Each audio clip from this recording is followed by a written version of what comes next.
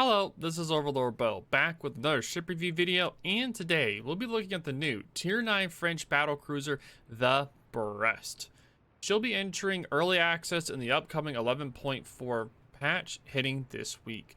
She'll be able to be ground out when the early access is over, but you are able to get her with random bundles shown on the top right. I would highly recommend getting the Brest when she's able to be ground out, but I wouldn't really recommend paying for the early access since you kind of have to gamble to get her, and I don't really condone gambling, so if you want to do that, it's up to you, or of your choice. Each container or doubloon thing, it costs 1,000, so pretty much you have to gamble with the balloons until you get it. So if you want to risk it, you can. If not, totally up to you. Now let's, with that out of the way, let's go over the build, which will be shown on the top right here. It's a standard cruiser build, but focused on AP, since AP on the Brest is strong. If you want to focus on more tanky, you can switch to heavy AP for extra health, but again, it's totally up to you. It's more of a personal preference for that, if you want more of a tanky or more of a damage build for the ship. Now for the armor survivability, the ship has 55,300 HP. The armor scheme will be shown on the top right. It has a 25mm bow/stern with a 25mm deck, with a 27mm upper side armor. It has a waterline citadel with a turtleback, just like the Marseille. It also has a 19% torpedo defense system. Brest armor scheme and general layout is remarkably similar to the Tier 6 Dunkirk, differing only in a few minor areas. As Dunkirk is considered lightly armored for a Tier 6 BB, this does not bode well for Brest. Any non-DDEG shell will have no problem damaging the Brest. The only saving grace of Brest defense is that she can present a narrow profile while firing all guns to the front. Otherwise, she'll rely a lot on dodging enemy attacks if she wants to survive. For the main armament, you have two quad 330mm/50 guns with an 18.2 kilometer range. These guns have a 28-second reload with a 36-second 180 turret turn time. There are no restrictions to the front and 38 degrees to the back off of the stern for the firing angles. The HE shell damage is 4,800 with a 55mm HE pen with a 35% fire chance with an 82k HE DPM. The AP shell damage is 9,700 with a 23mm overmatch with a 45/60 degree ricochet angle with 166k AP DPM. Now she has an above average shell ballistics similar to the Riga and Carnot. Poor accuracy by cruiser standards, only better than the Crossstand. It has excellent forward angles, subpar, but they're subpar for kiting. It has a poor HE DPM, but decent HE burst salvo and fire chance. It has excellent AP penetration, and you also have the main battery reload booster as well. The gun dispersion is shown on the top right as a reference for its dispersion. The Brest guns are fairly good overall. Her 8 330mm guns and heavy shell weight gives her AP excellent penetration, surpassed only by a few Russian cruisers and the Siegfried. She can heavily punish any cruiser that shows broadside, and even broadside BBs under 10 through 12 kilometers. The MBRB allows her to fire one extra salvo in between her normal reloads, letting her punish broadside targets with AP, relighting ships on fire with HE, or even just quickly switching between ammo types. She does pay for her good P-shells with horrendously long reload time, even worse than some BBs. At least she has the reload booster to offset it. Like the other super cruisers, Brest players should use AP whenever possible on vulnerable broadside targets, switching to HE on long-range BBs or heavily angled targets. As a fun side note, the Dunkirk, Brest, and Marseille all share the same guns and shell characteristics. That's a really interesting fact. Yeah, wow, that's pretty cool. Now for the anti-air defense, you have 5 inner plus 1 outer flak with a long range DPS of 147 a mid of 189, and a near of 228. Brest AA defense is subpar overall. While her continuous AA is mediocre, she partially compensated for this with the 6 flat clouds.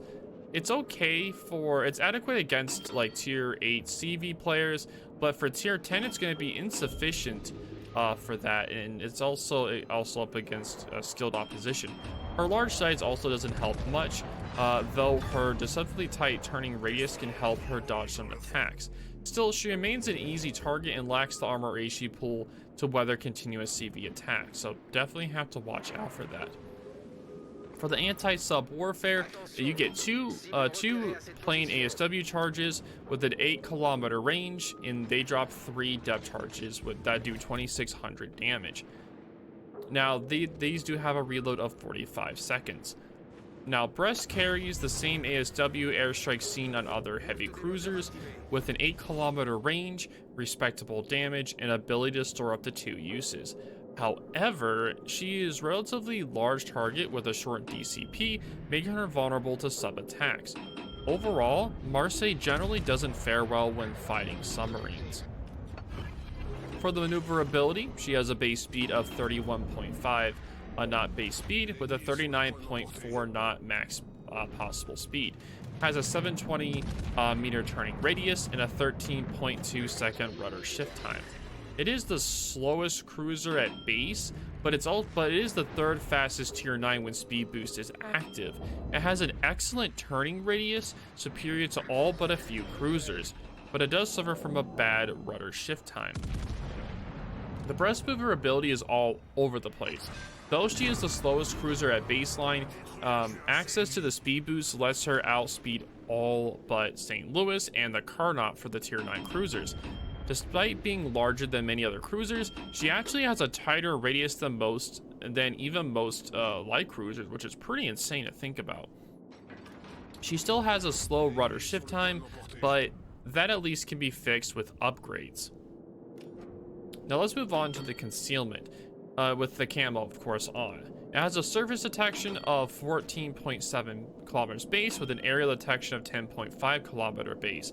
Now when you build into the concealment, you have 11.9 kilometer surface detection with a 8.5 aerial detection.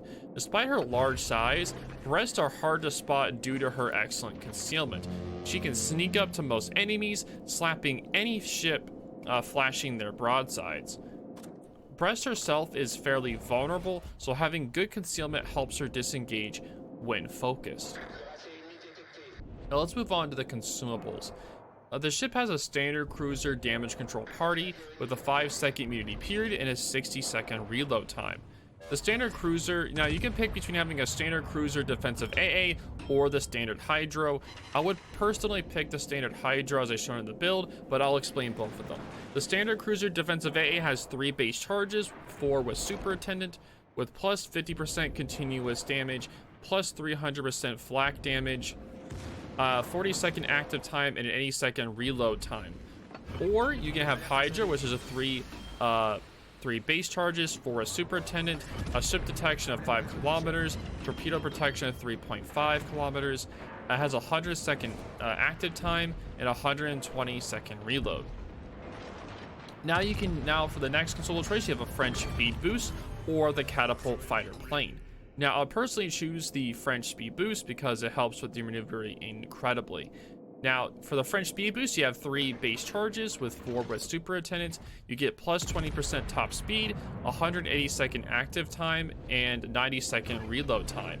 For the catapults fighter plane, you get 3 base charges, 4 with superintendent, 3 fighters per squad with a 60-second active time and a 90-second reload. And for the love of God, please do not choose the catapult fighter plane, please. Now you do get a standard cruiser repair party. It heals 0.5% of total HP for 28 seconds, 4 charges base, 5 with the superintendent. Now for the main battery reload booster, you get 4 base charges and 5 with the superintendent, with the 50% main gun reload reduction time for 15 seconds.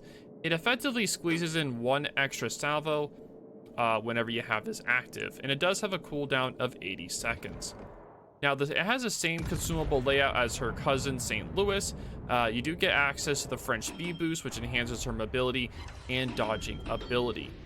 Now, the MBRB is amazing, as Brest can fire 2 salvos at a broadside target before they can angle, which is very, very useful indeed.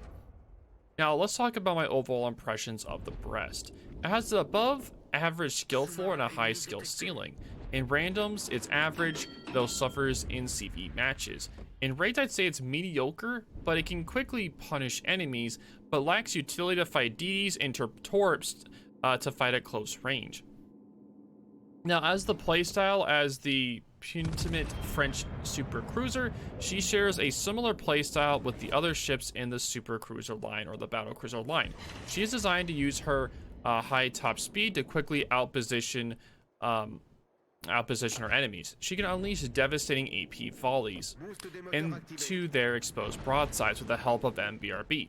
Enemies will either be destroyed or forced to retreat. Her remarkably great 11.9 surface detection allows her to quickly close to her enemies undetected, close enough to start hitting even some BB citadels, which is insane for a battle cruiser at tier 9. While Brest can function as a typical kind of cruiser, this is not her strong suit due to her low HE DPM. Her respectable fire chance does let her perform this role against BBs, but players may be better off concealed to move into better positions. Also, do not sit bow in to an enemy ship. This is a common new trap.